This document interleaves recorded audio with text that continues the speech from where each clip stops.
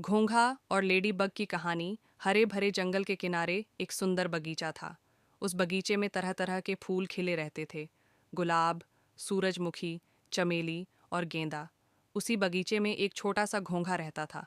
उसका नाम था शांतु। शांतु बहुत शांत और मेहनती था, लेकिन वह बहुत धीरे धीरे चलता था। उसी बगीचे में एक छोटी सी लेडी बग भी रहती थी। उसका नाम था लाली। लाली के लाल पंखों पर काले काले बिंदु थे और वह बहुत तेजी से उड़ सकती थी।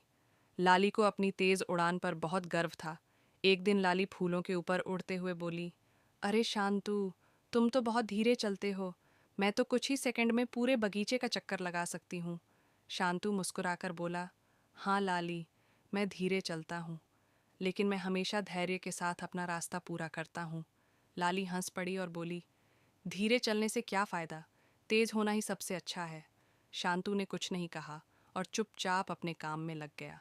अगले दिन बगीचे में एक बड़ा सूरजमुखी का फूल खिला। वह बगीचे के सबसे दूर कोने में था। लाली ने शांतु को चिढ़ाते हुए कहा, चलो एक दौड़ लगाते हैं, देखते हैं कौन पहले सूरजमुखी के फूल तक पहुंचता है। शांतु ने धीरे से कहा, अगर तुम चाहती हो तो ठीक है, लेकिन मैं अपनी गति से ही चलूँगा। दौड़ शुरू हो गई। जैसे ही दौड़ शुरू हुई, लाली तेजी से उड़कर आगे निकल गई। उसने कुछ ही पलों में आधा रास्ता पार कर लिया। दूसरी तरफ शांतु धीरे धीरे रेंगते हुए आगे बढ़ रहा था। उड़ते उड़ते लाली ने पीछे मुड़कर देखा और हंसते हुए बोली, शांतु, तुम तो अभी भी बहुत पीछे हो। तुम्हें तो वहां पहुंचने में पूरा दिन लग जाएगा। शांतु ने शांत स्वर में कहा, कोई बात नहीं, मैं धीरे धीरे ही सही, लेकिन पहुंच ज़रूर जाऊंगा। लाली आगे उड़ती गई। रास्ते में उसे एक सुंदर गुलाब का फूल दिखा। वह फूल बहुत खुशबूदार था। लाली उस पर बैठ गई और बोली, थोड़ी देर आराम कर लेती हूँ, घोंघा तो अभी बहुत पीछे है। वह फूलों का रस पीने लगी और आराम से बैठी रही। धीरे धीरे उसे नींद आने लगी और वह वहीं सो गई। उधर शांतु लगातार आगे बढ़ता रहा। रास्ता लंबा था, लेकिन उसने हार नहीं मानी। वह हर कदम धैर्य से बढ़ाता रहा।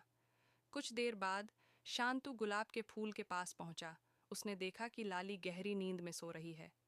शांतु मुस्कुराया और बिना रुके आगे बढ़ गया। धीरे धीरे चलते चलते आखिरकार शांतु सूरजमुखी के फूल तक पहुंच गया। थोड़ी देर बाद लाली की नींद खुली। उसने चारों तरफ देखा और घबराकर बोली, ओ, मैं तो सो गई थी। अब मुझे जल्दी से सूरजमुखी के फूल तक पहुंचना होगा। वह तेजी से उड़कर वहां पहुंची, लेकिन जब वह पहुंची तो उसने देखा कि शांतु पहले से ही वहां मौजूद है। लाली हैरान रह गई। वह बोली, शांतु, तुम यहाँ पहले कैसे पहुंच गए? शांतु ने मुस्कुराकर कहा, मैं धीरे चलता हूँ लेकिन रुकता नहीं। तुम तेज हो, लेकिन तुमने रास्ते में समय बर्बाद कर दिया। लाली को अपनी गलती समझ आ गई। उसने शर्मिंदा होकर कहा, मुझे माफ़ कर दो शांतु, मैंने तुम्हारा मजाक उड़ाया और घमंड किया। शांतु ने प्यार से कहा, कोई बात नहीं लाली, हम सब अपनी अपनी तरह से खास होते हैं। तेज होना अच्छा है, लेकिन घमंड करना अच्छा नहीं। उस दिन के बाद लाली ने कभी भी किसी का मजाक नहीं उड़ाया। वह शांतु की अच्छी दोस्त बन गई। दोनों मिलकर बगीचे में घूमते और नए नए फूलों की खोज करते। अब जब भी कोई नया कीड़ा या तितली बगीचे में आती, लाली उसे बताती, किसी को उसकी गति या कमजोरी से मत आंको। असली जीत धैर्य और मेहनत से मिलती है। और शांतु मुस्कुराते हुए धीरे धीरे अपने रास्ते पर चलता रहता।